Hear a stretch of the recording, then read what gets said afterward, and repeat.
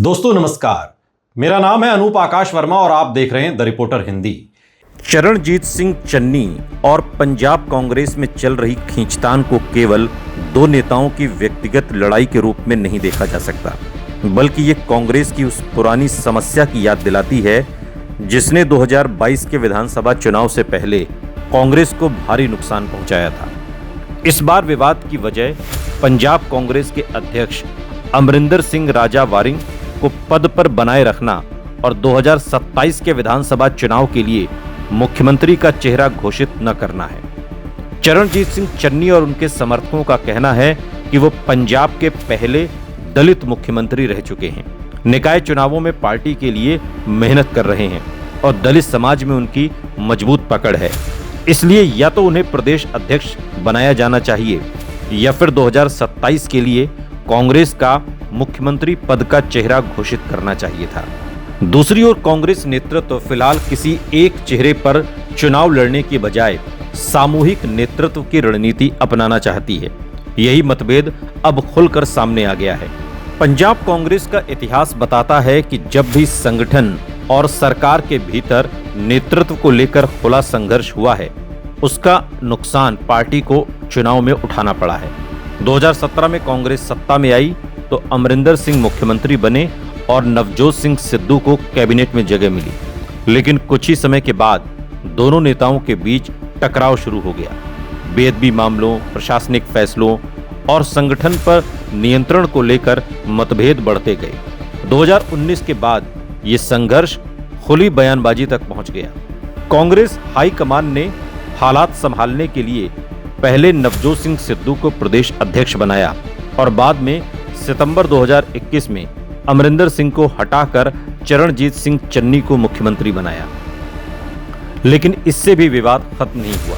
चरणजीत सिंह चन्नी और नवजोत सिंह सिद्धू के बीच भी मतभेद सामने आए और अंततः 2022 के विधानसभा चुनाव में कांग्रेस को करारी हार का सामना करना पड़ा, जबकि आम आदमी पार्टी ने प्रचंड बहुमत हासिल किया। अब लगभग वैसी ही परिस्थितियां फिर बनती हुई दिखाई दे रही हैं।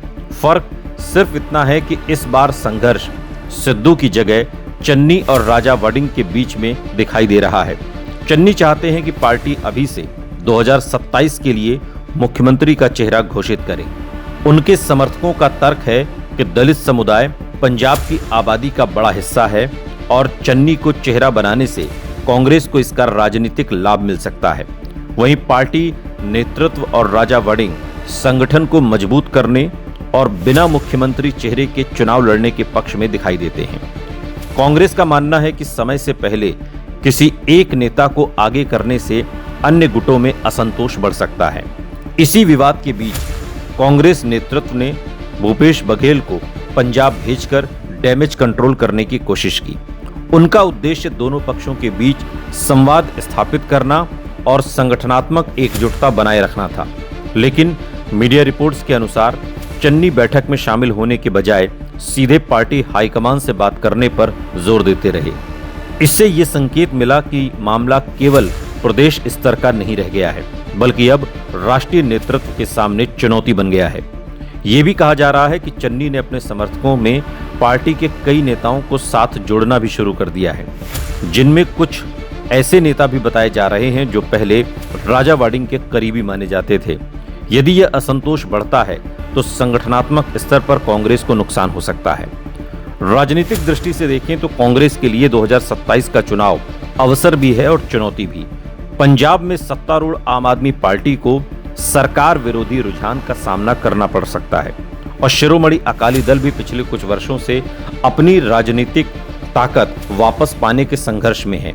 ऐसे में कांग्रेस के पास सत्ता में वापसी का अवसर बन सकता है, लेकिन यह अवसर तभी राजनीतिक लाभ में बदलेगा जब पार्टी एकजुट रहे। यदि नेतृत्व की लड़ाई सार्वजनिक रूप से जारी रहती है तो इसका सीधा लाभ विरोधी दलों को मिल सकता है।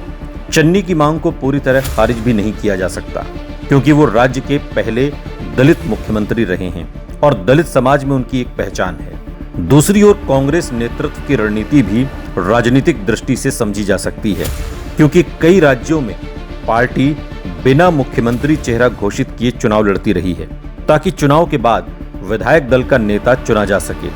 इसलिए ये मूलतः रणनीति का मतभेद है, न कि केवल व्यक्तिगत महत्वाकांक्षा का प्रश्न।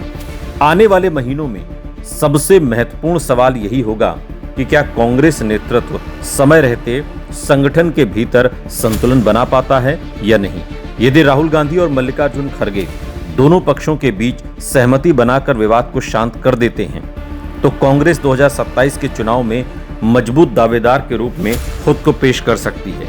लेकिन यदि गुटबाजी खुलकर बनी रहती है, 2021 जैसी स्थिति दोबारा बनी, तो पंजाब में कांग्रेस के लिए सत्ता में वापसी का रास्ता फिर कठिन हो सकता है। इसलिए फिलहाल ये कहना उचित होगा कि पंजाब कांग्रेस के सामने सबसे बड़ी चुनौती विपक्षी दल नहीं, बल्कि अपनी आंतरिक एकजुटता बनाए रखना है।